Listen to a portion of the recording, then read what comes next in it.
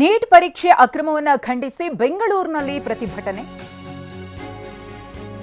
Freedom ಪಾರ್ಕ್ನಲ್ಲಿ AIDSO ಸಂಘಟನೆಯಿಂದ ಪ್ರತಿಭಟನೆ.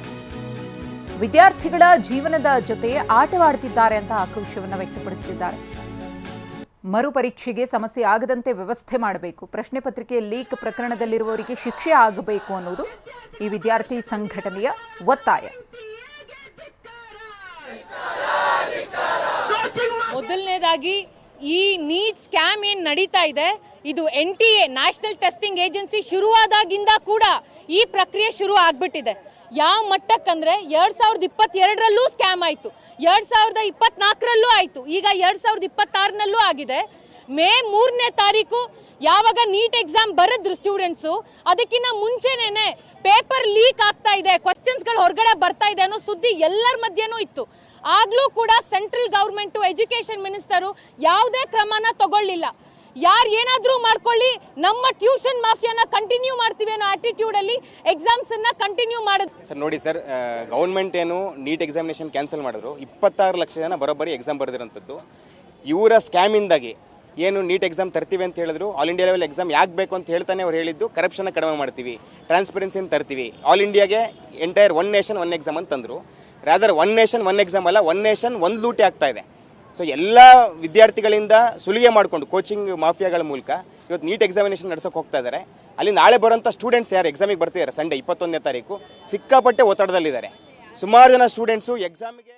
ಮತ್ತಷ್ಟು ಮಾಹಿತಿಯನ್ನು ಕೊಡೋದಕ್ಕೆ ನಮ್ಮ ಪ್ರತಿನಿಧಿ ವಿನಯ್ ಇದೀಗ ನೇರ ಸಂಪರ್ಕದಲ್ಲಿದ್ದಾರೆ. ವಿನಯ್, ಈಗಾಗಲೇ ಅಕ್ರಮ ನಡೆದಿತ್ತು, ಏನು ಮೊದಲ ಸಲ ಅಲ್ಲ, ಈ ಹಿಂದೆಯೂ ಕೂಡ ಅನೇಕ ಬಾರಿ ಆಗಿತ್ತು. ಹಾಗಾಗಿ ಮರುಪರೀಕ್ಷೆಯ ಮೇಲೂ ಕೂಡ ವಿದ್ಯಾರ್ಥಿಗಳಿಗೆ ನಂಬಿಕೆ ಇಲ್ಲ. ಇದನ್ನು ಪಾರದರ್ಶಕವಾಗಿ ಹೇಗೆ ಮಾಡ್ತಾರೆ ಅನ್ನೋದೇ ದೊಡ್ಡ ಪ್ರಶ್ನೆಯಾಗಿ ಕಾಡ್ತಾ ಇದೆ. ಅದಕ್ಕೋಸ್ಕರನೇ ಈಗ ಪ್ರತಿಭಟನೆಯನ್ನು ಕೂಡ ಮಾಡಲಾಗ್ತಾ ಇದೆ. ಸದ್ಯಕ್ಕೆ ಅಲ್ಲಿನ ಸ್ಥಿತಿಗತಿ ಹೇಗಿದೆ ಅಂತ ವಿನಯ್?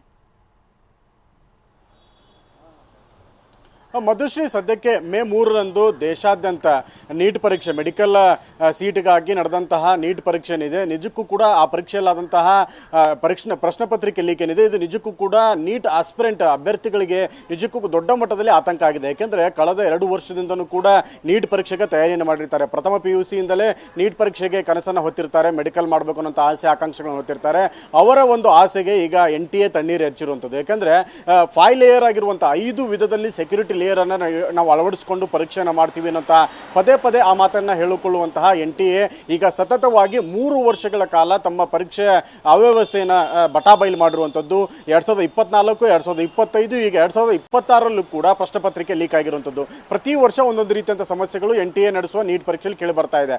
ಈ ಬಾರಿ ಕೂಡ ಅದರಲ್ಲೂ ಪ್ರಮುಖವಾಗಿ 22,79,000 ವಿದ್ಯಾರ್ಥಿಗಳು ಮೇ 3ರಂದು ಪರೀಕ್ಷೆಯನ್ನು ಬರೆದಿದ್ರು. 551 ನಗರದ ಪ್ರಮುಖ ಕೇಂದ್ರಗಳಲ್ಲಿ ಪರೀಕ್ಷೆ ನಡೆದಿತ್ತು. ವಿದೇಶದ 14 ವಿದೇಶಗಳಲ್ಲೂ ಕೂಡ ಪರೀಕ್ಷಾ ಕೇಂದ್ರಗಳಲ್ಲಿ ಪರೀಕ್ಷೆ ನಡೆದಿತ್ತು. ಈಗ ಮತ್ತೆ ಜೂನ್ 21ರಂದು ಇನ್ನು 3-4 ದಿವಸಗಳು ಮಾತ್ರ ಇರುವಂಥದ್ದು. ಹೀಗಾಗಿ ಈಗಾಗಲೇ NTA ಈ ಕಳೆದ ಬಾರಿಯಾಗಿರುವಂಥ ಅವಾಂತರಗಳನ್ನು ಸರಿಪಡಿಸಿಕೊಂಡು ಈ ಬಾರಿ ವ್ಯವಸ್ಥಿತವಾಗಿ ಪರೀಕ್ಷೆ ನಡೆಸಬೇಕು ಅನ್ನೋ ಕಾರಣಕ್ಕಾಗಿ ತುಂಬಾ ಕಠಿಣ ನಿಯಮಗಳನ್ನು ತೆಗೆದುಕೊಂಡಿದೆ. ಅದರಲ್ಲಿ ಪ್ರಮುಖವಾಗಿ ಟೆಲಿಗ್ರಾಮ್ ಆ್ಯಪ್, ಯಾಕಂದರೆ ಪ್ರೈವೇಟ್ ಮಾಫಿಯಾ ಅನ್ನೋಂಥ ಒಂದು ವಾಟ್ಸಪ್ ಗ್ರೂಪನ್ನು ಮಾಡಿಕೊಂಡು ಈ ಟೆಲಿಗ್ರಾಮ್ ಆ್ಯಪಲ್ಲಿನೇ ಅತಿ ಹೆಚ್ಚಿನ ಪ್ರಮಾಣದಲ್ಲಿ ಈ ಒಂದು ಪ್ರಶ್ನೆ ಪತ್ರಿಕೆ ಸೋರಿಕೆ ಆಗಿತ್ತು. ಹೀಗಾಗಿನೇ ಈಗ ಟೆಲಿಗ್ರಾಮ್ ಆ್ಯಪನ್ನು ಕೂಡ 22ರವರೆಗೂ, ಜೂನ್ 22ರವರೆಗೂ ಕೂಡ ನಿರ್ಬಂಧ ಹೇರಿದೆ. ಆದರೆ ವಿದ್ಯಾರ್ಥಿಗಳಿಗೆ ಒಂದು ದೊಡ್ಡ ಮಟ್ಟದ ಆತಂಕ ಇದೆ. ಈ ಬಾರಿಯೂ ಕೂಡ ಪರೀಕ್ಷೆ ವ್ಯವಸ್ಥಿತವಾಗಿ ನಡೆಯುತ್ತಾ ಇಲ್ವಾ, ಮತ್ತೆ ಪರೀಕ್ಷಾ ಅವಾಂತರಗಳು ಕೇಳಿ ಬರುತ್ತಾ? ಹೀಗಾಗಿ ಇದಕ್ಕೆ ಸಂಬಂಧಪಟ್ಟಂತರ ವಿರುದ್ಧ ಸೂಕ್ತ ಕ್ರಮವನ್ನು ತೆಗೆದುಕೊಳ್ಳಬೇಕು. ಜೊತೆಗೆ ಇದಕ್ಕೆ ನೇರವಾಗಿ ಹೊಣೆಯಾಗಿರುವಂತಹ ಕೇಂದ್ರ ಶಿಕ್ಷಣ ಸಚಿವರಾಗಿರುವಂತಹ ಧರ್ಮೇಂದ್ರ ಪ್ರಧಾನ್ ಅವರು ರಾಜೀನಾಮೆಯನ್ನು ಕೊಡಬೇಕು. ಮತ್ತು ಈ NTA ವ್ಯವಸ್ಥೆ ಏನಿದೆ, ಪ್ರೈವೇಟ್ ಏಜೆನ್ಸಿ ನಡೆಸುತ್ತಲ್ಲ ಈ ಪರೀಕ್ಷೆನ, ಇದನ್ನು ತೆಗೆದೊಗಿಬೇಕು. ರಾಜ್ಯಗಳು ಆಯಾ ರಾಜ್ಯದ ಹಂತದಲ್ಲಿ, ಈಗ ನಮ್ಮ ರಾಜ್ಯದಲ್ಲಿ KCET ಏನು ಕರ್ನಾಟಕ ಪರೀಕ್ಷಾ ಪ್ರಾಧಿಕಾರ ಪರೀಕ್ಷೆ ನಡೆಸುತ್ತೆ, ಅದೇ ರೀತಿಯಾಗಿ ಅವರಿಗೆ ಪರೀಕ್ಷೆ ನಡೆಸೋದಕ್ಕೆ ಕೊಡಬೇಕು. ಯಾಕೆಂದರೆ ದೇಶದಲ್ಲಿ ಒಂದೇ ಮೆಡಿಕಲ್ ಒಂದೇ ಪರೀಕ್ಷೆ ಅನ್ನುವಂಥ ನಿಟ್ಟಿನಲ್ಲಿ ಸಾಕಷ್ಟು ಅವಾಂತರಗಳನ್ನು ಮಾಡ್ತಾ ಇದೆ. ವಿದ್ಯಾರ್ಥಿಗಳಿಗೆ ನಿಜಕ್ಕೂ ಕೂಡ ಒಂದು ದೊಡ್ಡ ಮಟ್ಟದಲ್ಲಿ ಆತಂಕ ಆಗಿದೆ. ರಾಜ್ಯದ ವಿದ್ಯಾರ್ಥಿಗಳಿಗೆ ಅನ್ಯಾಯ ಆಗ್ತದೆ. ಪ್ರತಿ ಬಾರಿಯೂ ಕೂಡ ನಮ್ಮ ವಿದ್ಯಾರ್ಥಿಗಳು ಮೆಡಿಕಲ್ ಸೀಟನ್ನು ತಪ್ಪಿಸ್ಕೊಳ್ತಾ ಇದ್ದಾರೆ. ಹೀಗಾಗಿ ವ್ಯವಸ್ಥಿತವಾಗಿ ಪರೀಕ್ಷೆ ನಡೀಬೇಕು.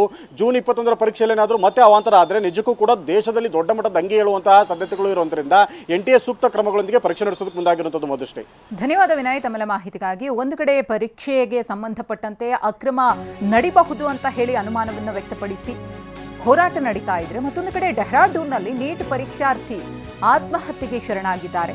ಪಟೇಲ್ ನಗರದ ರಿಯಾ ಕುಮಾರಿ ಥಾಪಾ ಆತ್ಮಹತ್ಯೆ ಮಾಡಿಕೊಂಡಿದ್ದಾರೆ. ನಿನ್ನೆ ರಾತ್ರಿ 10 ಗಂಟೆಗೆ ರಿಯಾ ಕುಮಾರಿ ಆತ್ಮಹತ್ಯೆಗೆ ಶರಣಾಗಿದ್ದಾರೆ. ಡೆತ್ ನೋಟ್ ಬರೆದಿಟ್ಟು ನೀಟ್ ಪರೀಕ್ಷಾರ್ಥಿ ಆತ್ಮಹತ್ಯೆ. ನಿನ್ನೆ ರಾತ್ರಿ ಆಗಿರುವಂತಹ ಘಟನೆ ಇದು.